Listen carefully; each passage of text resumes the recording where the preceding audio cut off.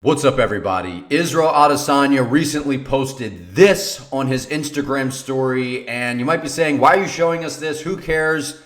Because not that long ago, Pereira posted something that says this, that I think there's a little bit of correlation here. Could these guys be hinting at something? And I think it is incredibly likely. And in this video, I'm going to break down what I think these guys are hinting at. Do I think that they fight again? When? And kind of the timeline for this whole thing. So first of all, I absolutely believe that there's some sort of correlation. I believe that these guys are hinting at something. They're not allowed to say anything yet. But I do believe it is incredibly likely that we see Alex Pereira versus Israel Adesanya 3 at UFC 300. And guys, in this video, I'm going to highlight why I think that is. Because realistically, the timeline of the landscape of the UFC right now, right? We know UFC 299 is stacked to the brim. UFC 298 has a pretty good card. There's, as of right now, according to Conor McGregor, Conor is not fighting until the end of June, which International Fight Week is the last week of June instead of the first week of July this time around against Michael Chandler. So there were some rumors and people were thinking that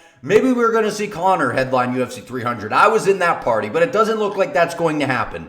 So there's a couple things that we need to note when it comes to a UFC 300 headliner, right? I mean, this is a historic card, right? At UFC 200, we had Brock Lesnar headline it.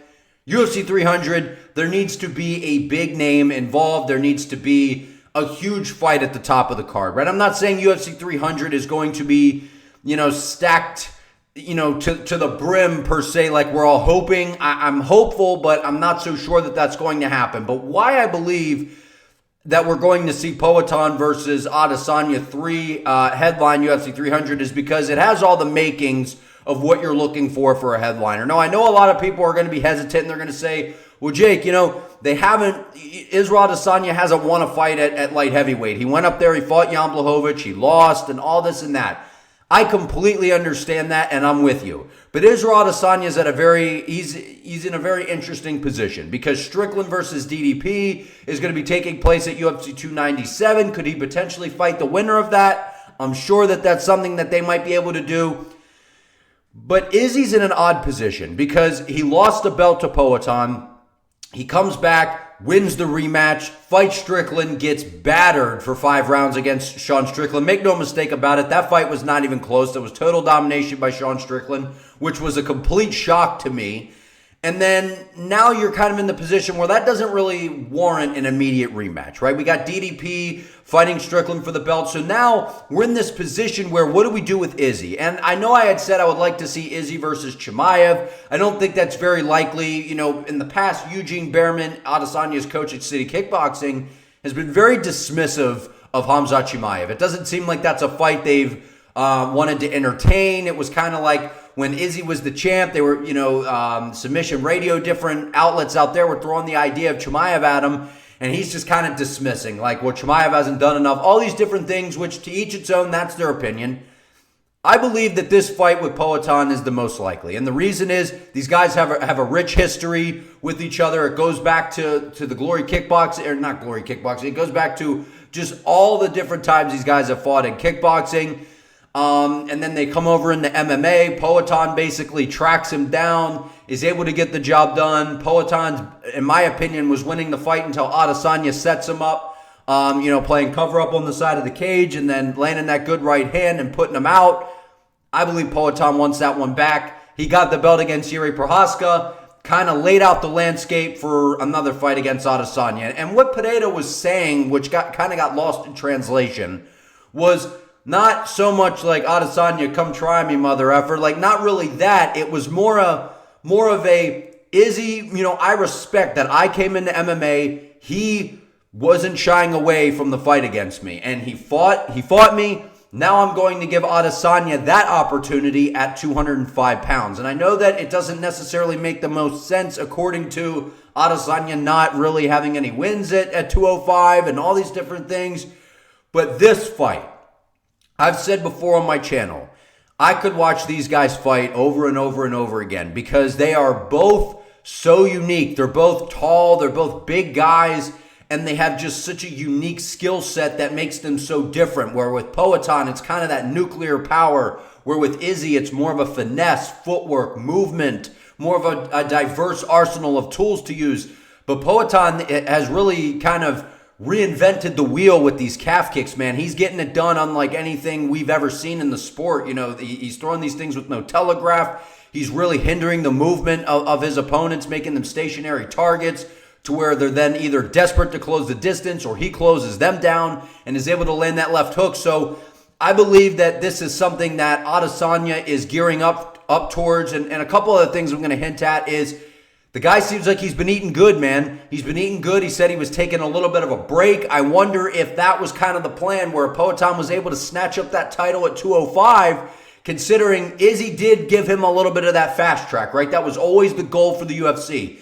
Sign Pereira, give him favorable matchups, get him to Adesanya, bring some entertainment to 185 pounds, while in the making, the UFC built a big name in Poatan now, right? I mean, people want to see Alex fight. They want to see he presents that like villain, you know, stoic Michael Myers type of character now, who is a terrifying figure, right? The walkout with the bow and arrow, all of it. He's got this character to him now. They've built this guy up now where he has a fan base, Adesanya has a fan base. It makes sense. It's a striker's delight matchup that would go down to headline UFC 300. It's got the bad blood. It's got the rivalry. It checks all the boxes. Now, we can say that the matchup makes sense, but it's all the signals that we're getting, right? It's what Poatan posted. It's what Izzy posted. The trilogy in MMA, and I know people are going to say, well, Poatan's won every matchup until that one that Adesanya got on him in the most recent fight, which happened to be a pretty nasty knockout. But the thing is, this is MMA. This isn't kickboxing, so they are one apiece in MMA. So I would like to see this again. I do believe that the UFC is really going to be leaning towards this because I don't think that they have a ton of options. I know that there's some fights out there that we would like to see at 205 with Poatan, you know, whether it's Magomed Ankalaev, whether it's Jamal Hill, whatever it is. Those aren't big blockbuster matchups, right? They're great matchups down the line to headline a pay-per-view or something like that, or co-headline, whatever it is. But right now for UFC 300, we need something that has a lot of steam on it. And this matchup has that because looking at the landscape, there's no McGregor, there's no John Jones. Don't think that there's going to be a Diaz Masvidal. Like nothing that could really headline this fight, in my opinion, is very likely going to headline UFC 300. I'm not saying it's guaranteed, but I'm looking at the landscape and I'm just seeing, you know, Izzy's been eating a lot of food, man. The guy's been lifting weights. He's looking bigger. I think that this is a move. He said he needed some time off. Was this kind of I'm not making excuses for the guy. Was he checked out of that Strickland matchup? No, and I've done what I've done here at middleweight.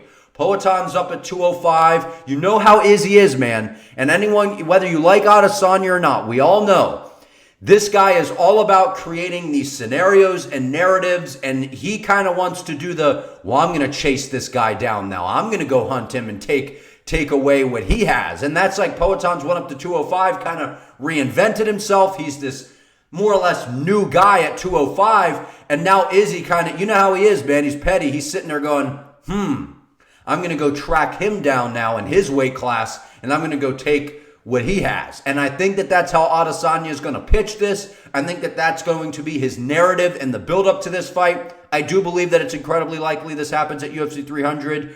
And I think that this is a real toss-up. Every time these guys fight, it's the same story. If you haven't watched those kickboxing matches, you got to play those back because it's always the same story. It's Poatan trying to advance forward, Adesanya keeping him at range, utilizing that footwork, you know, kind of picking at Poatan, and then Alex is able to land some good shots. But, you know, what people don't understand is back in the day when Alex was in kickboxing, the guy wasn't much of a kicker, man. He landed some good kicks. He landed some good head kicks like we've seen on Jason Wellness. He's got the flying knee, the left hook we already know about. But he actually was a guy that was more or less just a boxer in there, right? I mean, he really didn't throw a lot of kicks. And now ever since he's gotten an MMA where there's a lot more space to work with, because in kickboxing, there's not a ton of room, right? You're in the ring. It's easier to cut people off, and it's kind of harder to move around per se compared to an octagon where there's a lot more space, and the kicks are it's just weird. The way you're able to set things up is a little bit different. And He's became a masterful kicker in the sport. He came in there, and Adesanya was known at kind of the jab and leg kick narrative, right? I mean, and Poatan goes in there and does that to Izzy. These calf kicks are a problem. I can see Izzy wanting to get this one back on him, go up, complete the trilogy. You know how the guy is, man. Now, what makes this so interesting is that it would happen at 205, because we've seen Pereira have a lot of success at 205. We've seen him beat Jan Blachowicz. We've seen him beat Jiri Prochazka. We've seen him do some great things and do what Adesanya couldn't do at 205. So now, is that something where, Israel's like, hey, man, I want to go up there. I want to right the wrongs. I want to beat this guy. I want to take what he has. I'm going to hunt him down like he hunted me down. Makes sense to me. I think that this is a great matchup. I think it's a back-and-forth fight. I think it's a 50-50 fight. I have noticed, as great as Alex has done at 205, he looks a lot slower. Those calf kicks are still good, but he looks a lot slower. That speed isn't necessarily there. I don't know. What do you all think? Like, comment below. Do you guys think that this happens? And drop an early prediction below. I would like to think that at 205, with Poatan kind of carrying this weight around, not having to cut as much weight, he's looked pretty good at the weight class. I'd be curious to see how Izzy looks, kind of building himself up, getting a little bit bigger, because when he fought Jan Blachowicz, he didn't work on any of that. He just basically didn't cut weight, right? I mean, the guy doesn't cut a lot of weight to make 185 per se. So now he would be really working on this move to go up to 205, because I feel like Izzy's cleaned out 185, man. I mean, maybe there's a big matchup between him and DDP at some point where he comes back down, but outside of that, he's really fought everyone at 185 pounds. So to me, this makes sense.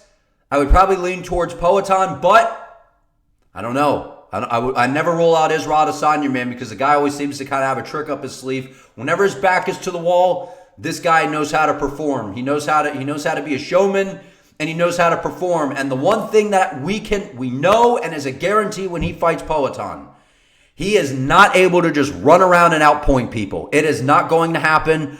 Alex is going to get in his face, and I do believe that Alex will be a lot more aggressive this time around. I know and a little bit more cautious when he backs Israel up, but we saw Strickland exploit some of those things of when Izzy backs up to the fence, when he goes into that high guard, he looks to throw that hook, he looks to do certain things. Look for Poatan to try and take advantage of that if that happens, but also look for Izzy to try to implement some of those calf kicks. As we saw, I mean, on his story a while ago, he was backstage with Andrew Scholes working on some of those things, showing them.